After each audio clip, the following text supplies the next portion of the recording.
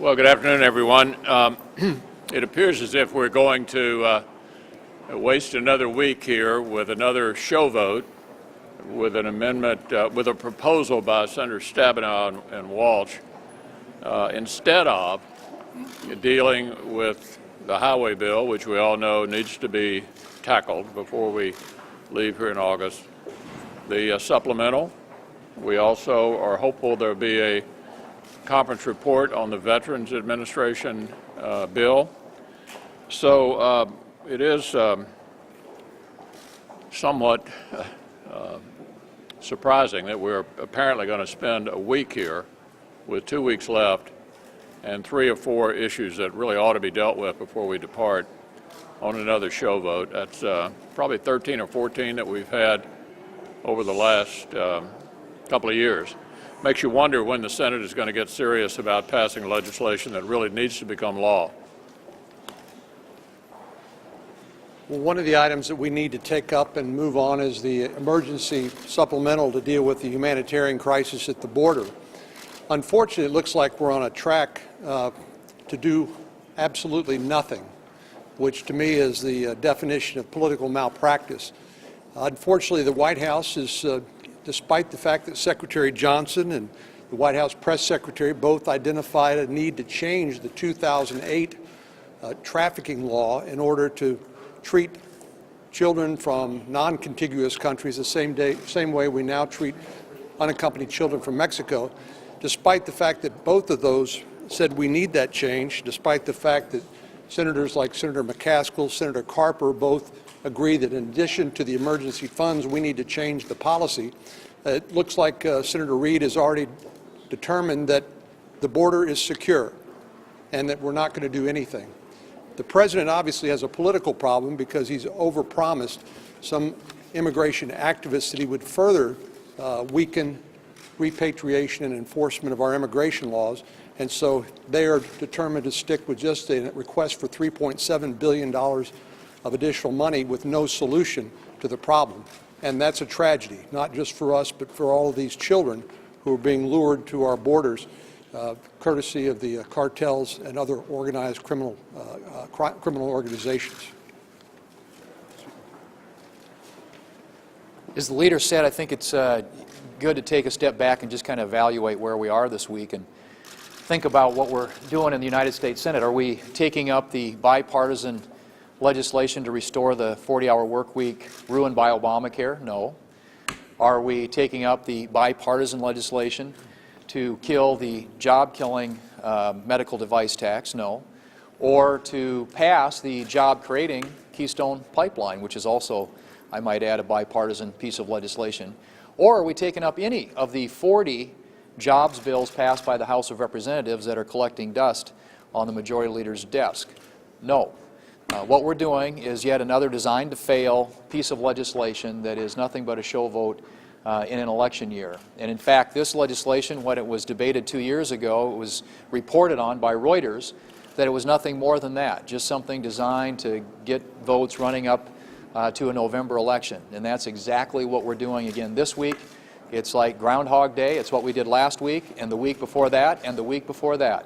We have a show vote that's nothing more than about trying to win votes in election instead of trying to meaningfully solve the very serious problems challenging the country and getting Americans back to work, creating jobs, and growing our economy. That's what we ought to be working on. And I only wish that Democrats here in the United States Senate were a lot more worried and concerned about creating American jobs than they are about saving their own jobs in November. The ruling today in the D.C. Circuit Court shows that there continues to be chaos and confusion around the president's health care law. People wanted affordable, quality care from a health care law, but when you first have to pass a law before you get to find out what's in it, and you have a law that is terribly written and awful in its implementation, what you see is more confusion for Americans who are trying desperately to find affordable care. And the recent poll shows that for every one person who may have found less expensive insurance, 5 have found more expensive insurance. Once again, breaking the president's promise of lower costs for all Americans. It is time to repeal and replace this health care law with real reforms. And I call on the Supreme Court to take up this case about the issue of subsidies and finally come to a conclusion on this so people understand what is in the law, and then go with the kind of changes to make sure that Americans can get the care that they need from a doctor they choose at lower costs. Well, on the topic of what we're not doing, not only do we have the half-dozen appropriations bills that came out of the Appropriations Committee with strong bipartisan votes, Senator Brown and I have a bill on advanced manufacturing that the President would sign, he says, if it got to his desk. Senator Warner and I have a bill to the Bridge Act to help state and local government fund their infrastructure projects. Senator Bennett and I have a bill that would use repatriation as the incentive to buy into a bond fund, again, that would let state and local governments. My guess is an awful lot of Democrat senators are also becoming pretty frustrated by the fact that their legislation that has bipartisan support just doesn't come to the floor. We're going to waste an entire week this week, just like we did last week, just like I believe we did the week before and the week before that, and no wonder people have lost confidence in the Congress to do the work that people would like to see done. The President is headed out on the West Coast fundraising trip right now. I wonder, in light of all the crises in the world and the problems that you're having here finding a platform for Louisville, do you think the President should be out on the fundraising trip? Well, look, what I think the President has failed to do is the job he was paid to do, which is to lead the country, and where legislation is necessary, to engage with those who actually pass legislation, which is all of us. I'm not going to give him advice about how to allocate his time, but he's certainly not spending the kind of time with the people he needs to pass legislation, to convince people who have a vote, who were sent here to legislate, of the virtues of whatever position he has. There's a stunning lack of communication with the legislators. And you hear that from the Democrats as well. This is not just a Republican complaint. Senator McConnell, Yeah. Ted Cruz has a proposal to limit the deferred action of the Obama administration as part of this border supplemental bill. Would you support something like that? Well, I mean, if we bring up a border security bill, hopefully it'll be open for amendment for Senator Cruz and anyone else to offer suggestions. But what I think I can safely say, virtually everybody I've heard in our conference discuss, is that throwing money at the problem is not going to fix it.